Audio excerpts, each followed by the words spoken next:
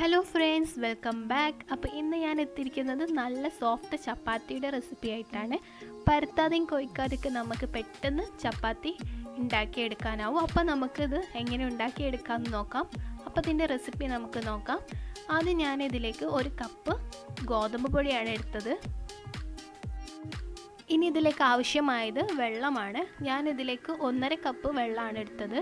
നമ്മൾ 1 കപ്പ് പൊടി എടുക്കുകയാണെങ്കിൽ ഇതിലേക്ക് 1.5 കപ്പ് എന്ന അളവിലാണ് എടുത്തത്.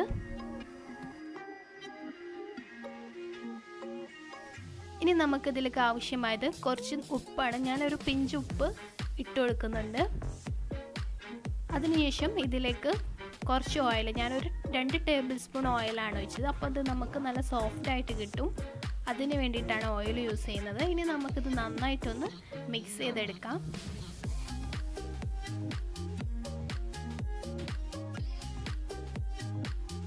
അപ്പോൾ ഇതാ ഇതുപോലെ നന്നായിട്ട് മിക്സ് ചെയ്തെടുക്കാം. പൊടികളൊന്നും കട്ട കുത്തി നിൽക്കാൻ പാടില്ല. അപ്പോൾ ഇതാ ഇതുപോലെ നമുക്ക് മാവ് രൂപത്തിലായി കിട്ടും.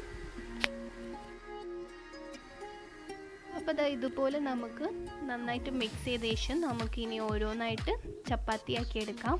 ആദ്യം നമുക്ക് ഒരു പാന് ചൂടാക്കിയെടുക്കാം. ലോ ഫ്ലെയിമിലിട്ട് വേണം നമുക്ക് പാന് ചൂടാക്കാൻ. അതിനുശേഷം നമുക്ക് ഓരോ കയ്യിലായിട്ട് ഇതുപോലെ മാവ് ഒഴിച്ചു കൊടുക്കാം. ജസ്റ്റ് ഒന്ന് ഷേപ്പ് ആവാൻ വേണ്ടിയിട്ടൊന്ന് ജസ്റ്റ് ഒന്ന് ഇതുപോലെ ആക്കി കൊടുക്കാം.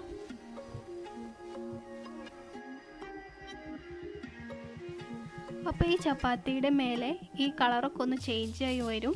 അതിനുശേഷം ചെറിയ കുമിളകളൊക്കെ വരും. അപ്പോൾ നമുക്ക് ഇതൊന്ന് മറിച്ചിട്ട് കൊടുക്കാം. അപ്പോൾ ഇതുപോലെ ആയി വരുന്നതിന് ശേഷം നമുക്ക് ജസ്റ്റ് ഒന്ന് മറിച്ചിട്ട് കൊടുക്കാം.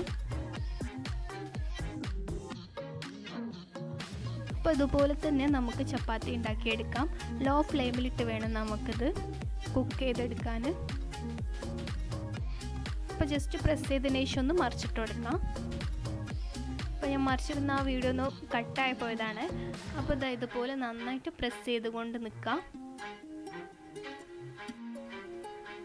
ജസ്റ്റ് ഒന്ന് ഇതായി ചൂടായതിനു ശേഷം വീണ്ടും നമുക്ക് മറിച്ചിട്ട് കൊടുക്കാം.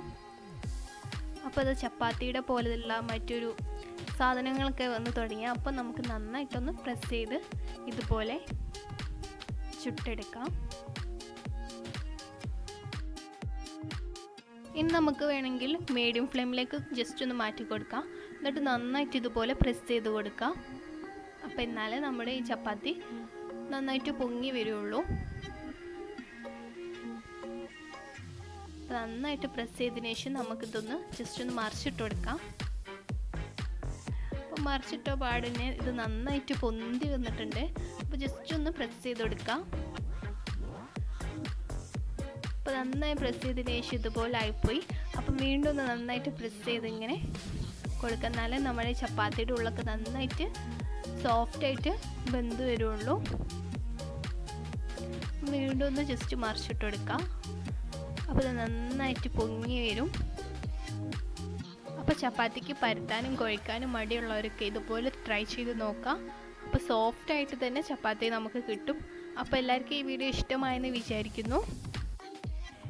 ഇഷ്ടപ്പെട്ടെങ്കിൽ തീർച്ചയായിട്ടും ലൈക്ക് ചെയ്യാനും ഷെയർ ചെയ്യാനും സബ്സ്ക്രൈബ് ചെയ്യാനും മറക്കരുത്. അപ്പോൾ മറ്റൊരു വീഡിയോയിൽ കാണുന്നവർക്കും താങ്ക്സ് ഫോർ വാച്ചിങ്. ബൈ.